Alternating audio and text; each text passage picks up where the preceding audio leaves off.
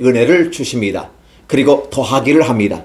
이 은혜, 저 기적, 저 능력들을 보여줍니다. 그렇게 함으로써 우리가 하나님의 나라에 대해서 학습을 하게 되는 것이고, 하나님에 대해서 우리의 인식을 해서 우리 내면 속으로 그 나라를 쑥 모셔드리게 되는 것입니다. 그러니까 우리가 가지고 있는 우리 각자의 나라, 자기가 갖고 있는 각자의 철학과 그 마인드에 이 세상을 살아가는 그 처세술을 따라가는 자기만의 그 방법들을 가지고 있는 우리에게 하나님께서는 쑥 우리에게 들어오십니다. 그래서 저와 여러분의 마음속에 하나님의 나라가 임하기를 원하신다는 것입니다. 우리는 원래 우리가 가지고 있는 가치들이 있습니다. 세상을 살아가는 데는 이러한 것들은 가치를 가지고 이러한 기준들을 가지고 있습니다. 우리가 이걸 사회화라고 얘기할 수 있는 겁니다. 그래서 건강한 사회인은 사회가 가지고 있는 규정과 규범과 그 가치를 건강하게 준수해 가면서 자신의 의지를 실현해가는 과정을 필요로 합니다. 이러한 과정은 학습의 과정인 것이죠. 하나님의 나라에서도 마찬가지입니다. 하나님께서는 저와 여러분을 많이 사랑하는데, 많이 사랑하는 방식이 어떤 걸까? 여러분의 자식을 사랑하는데 어떻게 사랑을 표현하고 있습니까? 그저 다른 사람들이 얘기하는 일반적인 얘기를 하고 있을까요? 성경은 저와 여러분에게 이렇게 얘기합니다. 하나님은 우리를 사랑하셨다라고 말합니다. 그리고 내가 너를 어떻게 사랑했는지를 보여주겠다라고 하는 것입니다. 그래서 성경이라고 하는 부분은 바로 역사성을 가진 하나님의 말씀이다. 즉 달리 말하면 성경은 역사서는 아니다. 그럼에도 불구하고 역사성에 기초한 역사적인 산물로서 그냥 나와 한 허구적인 얘기가 아니라 역사를 배경으로 해서 한 사건을 얘기하고 그 사건을 통해서 하나님이 무엇을 원하는지를 자신의 아들, 딸들에게 자신의 생각을 알려주는 겁니다. 이걸 우리는 계시라고 표현하는 것인 겁니다. 그래서 선지자들로 말미암아 구약에서는 말씀하셨고, 신약에서는 사도들로 말미암아 이 계시를 얘기했습니다. 그러면 선지자와 사도들로 전해진 이 말씀은 어떻게 될까요? 메시아를 통해서 완벽하게 드러나는 겁니다. 그러니까 구약에서는 어떻게 그림자 같은 모습으로 보여질 수 있습니다. 신약에서는 어떻게 보일까요? 본체, 실체가 드러나게 되는 것이죠. 왜 그럴까요?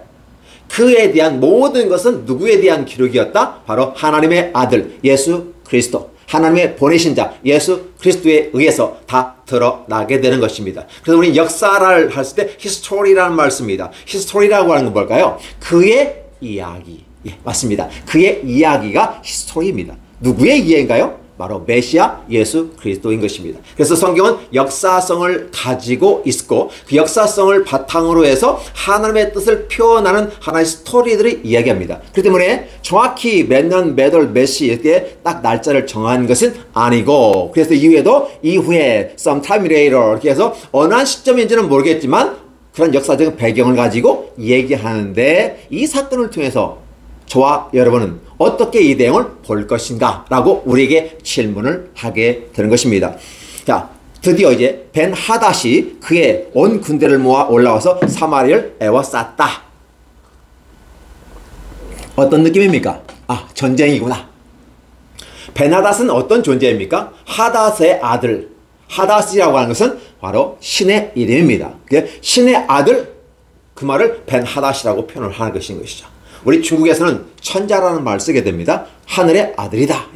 이게 세상의 권위를 어디에 두냐? 하늘에 두거나 위대한 신에게 권위를 두고 그 권위로부터 온 자, 이게 모두가 존경과 사랑으로 무릎을 꿇어야 된다는 이름으로 벤하닷을 지은 것이죠. 하나님은 이 벤하닷에게 기회를 주십니다. 어떻게?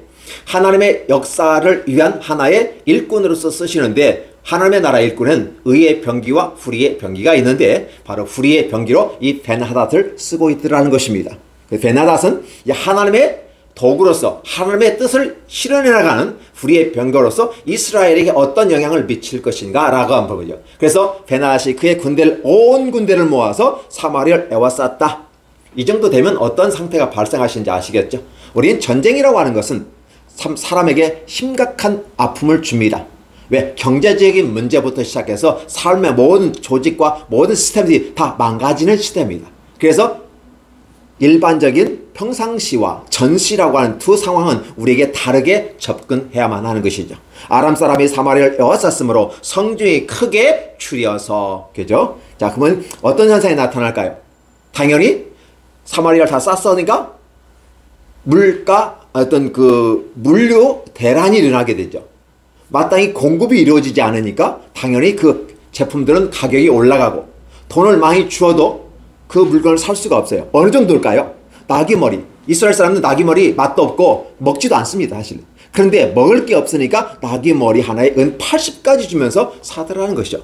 비둘기똥 4분의 1 값에 1값이라고 하는 부분은 하나의 단위입니다. 4분의 1 값에 은 5세겔까지 준다라고 하는 부분을 통해서 이 시대가 굉장히 어렵구나. 잡아먹을 거 다 잡아먹고 결국은 이제 잡아먹어서 안 되는 맛도 없는 것까지 나귀의 머리까지 팔 정도가 되고 더 나아가서 더 악한 상황에 치닫고 있다라고 하는 것을 볼 수가 있습니다. 이러한 장면들이 펼쳐지는 과정 속에서 저와 여러분들은 어떤 느낌을 받을까요? 우리는 시험을 받고 있다라고 하는, 그리고 시험이라고 하는 것은 일상의 삶 속에서 시험이 있고 정한 기간 동안의 시험이 있습니다. 그동안에는 하나님은 이스라엘을 시험하셨습니다. 어떻게 시험하셨을까요? 북이스라엘이 하나님을 떠나버렸습니다. 하나님을 멀리했습니다. 구체적인 예를 들면 여호와의 전을 헐었다고 했습니다.